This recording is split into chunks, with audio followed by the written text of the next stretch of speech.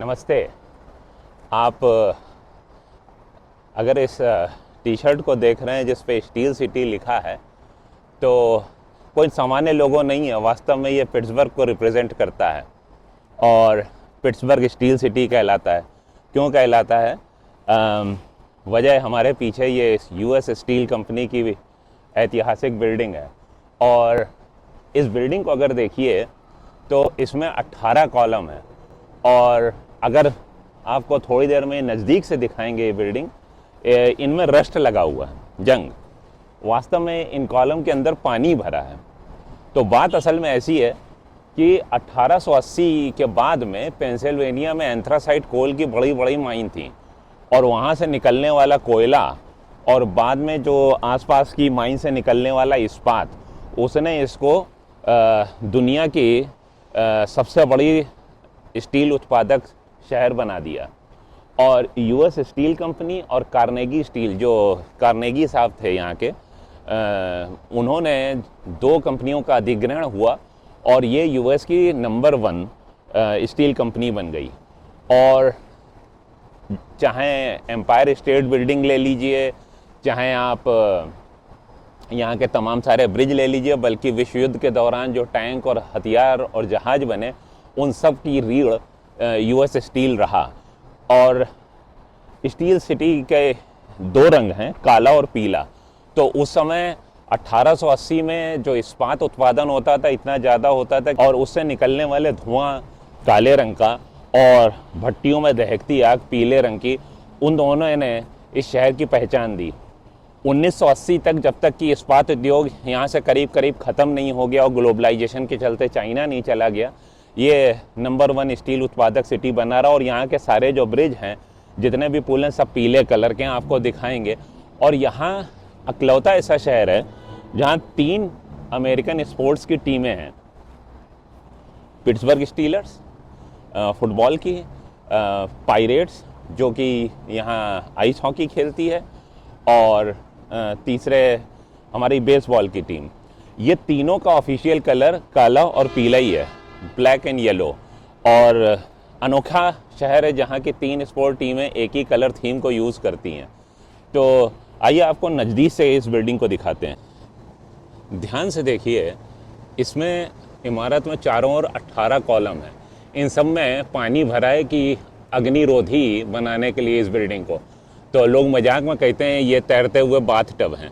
और किसी ज़माने में जब ये स्टील उत्पादन बंद हो गया तो इसमें जमा हुआ पानी जंग बल के नीचे उतरता था और लोगों के कपड़ों पे गिर जाता था।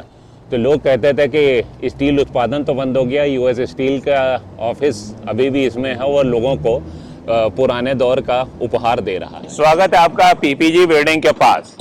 अभी अगर आप चारों ओर का परिदृश्य देखिए, ये परिसर ग्लास, एक्सटीरियर ग्लास की बिल्डिंग से घिरा हुआ है।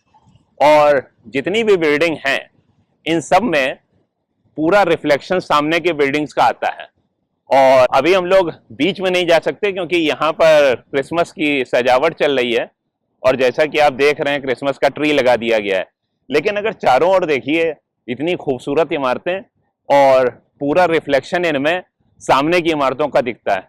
तो इस परावर्तन को देख के लोग दिग्भ्रमित हो जाते हैं और उन्हें लगता है कि शहर खो गया और ये हमें कौन सा इल्यूजन का म्यूजियम दिखाई दे रहा है।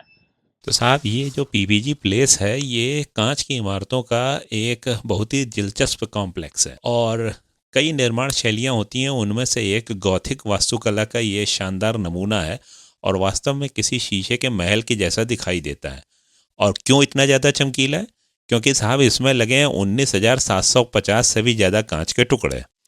और आपको ये भी बताते चलें कि जब ये बन रहा था तो इसकी ज़मीन की खुदाई के दौरान मज़दूरों को बड़ी पुरानी पुरानी चीज़ें मिलनी शुरू हुई। तो पता चला कि यहाँ किसी ज़माने में फोर्ट पिट नाम का एक किला हुआ करता था जो 18वीं सदी का था और उसमें 10,000 से भी ज़्यादा कलाकृतियाँ मिली। तो ऐसी खुदाई के दौरान एक इंजीनियर साहब ने एक मजदूर को चिल्ला के कहा, क्यों इतने धीरे धीरे खोद रहे हो, ज़रा जल्दी हाथ चलाओ।